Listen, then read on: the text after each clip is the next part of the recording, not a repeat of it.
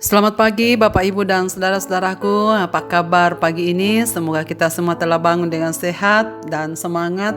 Semoga damai sejahtera Kristus yang melampaui segala akal senantiasa menyertai kita. Kita berjumpa kembali di acara Renungan Pagi edisi 30 Juni 2022. Bacaan kita pagi ini dari Kisah Rasul pasal 16 ayat 16 sampai 18 demikian. Pada suatu kali ketika kami pergi ke tempat sembahyang itu, kami bertemu dengan seorang hamba perempuan yang mempunyai roh tenung.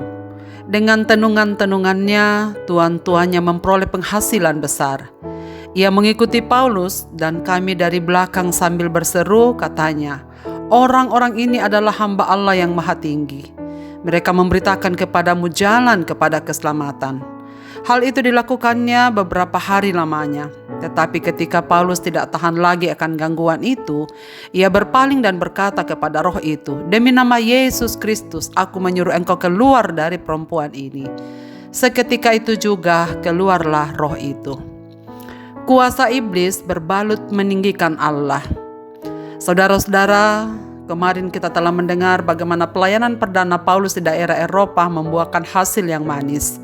Seorang perempuan saleh bernama Lydia membuka hati bagi pemberitaan firman Tuhan yang disampaikan Paulus. Bahkan ia memberi diri bersama keluarganya dibaptis. Bahkan rumah Lydia menjadi basis pelayanan Paulus di kota Filipi. Dari rumah seorang perempuan inilah yang saleh, pekerjaan Allah mulai menyebar ke benua Eropa. Dia adalah seorang dari daerah Tiatira, sekarang adalah daerah Turki. Tetapi dia telah mengenal agama Yahudi dan memeluk agama itu. Betapa hebatnya Tuhan telah mempersiapkan jalan sehingga orang-orang Yahudi di perantauan dengan giat membawa bangsa-bangsa lain untuk menjadi Yahudi. Setelah mereka mengenal agama Yahudi, mereka akan dengan mudah memahami penjelasan tentang Sang Mesias yang telah dinubuatkan di dalam ajaran Yahudi. Lydia dibaptiskan dan ia menjadi orang Kristen pertama di benua Eropa. Tantangan juga mulai menghadang pelayanan Paulus di sela-sela keberhasilannya untuk memberitakan Injil di Filipi.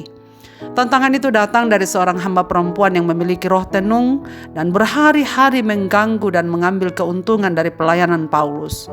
Sebuah keributan yang akan membuat orang bingung, apakah ia berasal dari Allah atau dari setan? Sebab orang-orang itu telah mengenal siapa perempuan ini yang telah bekerja sebagai petenung. Dan orang-orang telah membawa hasil dari apa yang telah ia lakukan. Seorang perempuan yang kerasukan setan terus berteriak-teriak dan mengganggu Paulus ketika dia sedang mengajar. Maka Paulus pun dengan tegas dan keras menengking roh tenung itu sehingga keluar dari hamba perempuan itu. Saudara sekalian, menariknya, mengapa Paulus menengking suara perempuan ini? Bukankah ia baik karena sedang memuliakan Tuhan? Saudara perhatikan ucapannya di ayat yang ke-17 tadi. Orang-orang ini adalah hamba Allah yang maha tinggi. Apakah kalimat seperti ini dari setan? Bukankah kalimat ini sepintas meninggikan Tuhan? Saudara, inilah strategi yang paling hebat dari setan. Dia membuat dirinya tersamar atau terbalut ke dalam hal yang rohani. Jelas bahwa perempuan itu mempunyai roh tenung. Dan roh tenung secara harafi adalah roh piton. Seorang yang dirasuki roh piton dianggap mendapat ilham dari Apollo, yakni dewa yang dikaitkan dengan ramalan. Gadis ini dirasuk setan dan ucapan-ucapannya yang tidak terkendali dianggap sebagai pesan-pesan dewa. Juragannya memanfaatkan keadaan itu untuk memperoleh keuntungan dari ramalan-ramalannya. Sebagaimana ada roh jahat yang mengenali Yesus sebagai yang kudus di dalam Markus pasal 1 ayat 24, demikian juga roh jahat yang satu ini mengenali kuasa ilahi yang ada dalam Paulus dan rekan-rekannya. Tuhan Yesus dan Paulus sama-sama mengusir roh yang memasuki dan merasuki kedua orang ini. Walaupun kedengaran kalimat yang diucapkan meninggikan Allah, tapi tetap kalimat itu bukan dari roh Allah. Sehingga tujuannya bukan untuk memuliakan Allah, tetapi orang-orang telah memanfaatkan petenung ini untuk mendapatkan keuntungan dari ucapan-ucapannya. Apa tujuannya? Jelas bukan untuk memuliakan Allah, tapi untuk menguntungkan diri sendiri dan kelompoknya. Saudara-saudaraku, dari peristiwa ini kita belajar bahwa tidak semua hal-hal rohani lahir untuk meninggikan Tuhan, tapi untuk menarik keuntungan sendiri. Dan hal inilah yang dikecam oleh Tuhan Yesus dan Paulus. Tidak semua seruan yang meninggikan Tuhan adalah Roh Kudus. Setan bisa menyamar dalam memalsukan pekerjaan Roh Kudus. Setiap pekerjaan yang penuh kuasa dan kekuatan dari Tuhan pasti akan dipalsukan iblis. Itulah sebabnya kita harus berhati-hati di dalam melihat fenomena apapun di dalam gereja. Setiap hal yang mengganggu keteraturan, kesopanan, ketenangan, dan kegentaran kepada Allah harus diwaspadai. Roh Kudus tidak akan mengacaukan apapun yang teratur. Roh Kudus tidak akan menggerakkan orang untuk melakukan hal-hal yang cemar dan rusak. Roh Kudus tidak akan membuat apapun yang menyebabkan orang tidak lagi gentar dan takut di dalam beribadah kepada Allah. Saudara-saudaraku, apa motivasi di balik semua ucapan-ucapan rohani yang kita katakan? Seperti puji Tuhan, haleluya, amin. Apakah ini tidak diucapkan hanya karena latah saja dan ikut-ikutan, tetapi bukan dari hati yang tulus untuk meninggikan Tuhan? Apakah semua ucapan-ucapan ini tulus mengagungkan Allah? Apakah motivasi di balik tindakan-tindakan rohani yang kita lakukan, seperti duduk beribadah di gereja, membawa persembahan, menolong orang lain, bernyanyi meskipun nyanyiannya sangat enak untuk didengar? Apakah tulus untuk meninggikan Tuhan atau sedang meninggikan diri sendiri? Sebab semua ini bisa juga datang dari kuasa kegelapan yang menyamar atau berbalut karena ingin mencari keuntungan pribadi. Kiranya Tuhan menolong kita semua, saudaraku, semakin memurnikan pelayanan-pelayanan kita, agar semua dapat menjadi alat yang sungguh untuk meninggikan nama Tuhan. Marilah kita berdoa. Bapa di sorga, terima kasih banyak untuk firman-Mu pada pagi ini. Kami dengarkan sebelum kami jauh berjalan melintasi hari ini.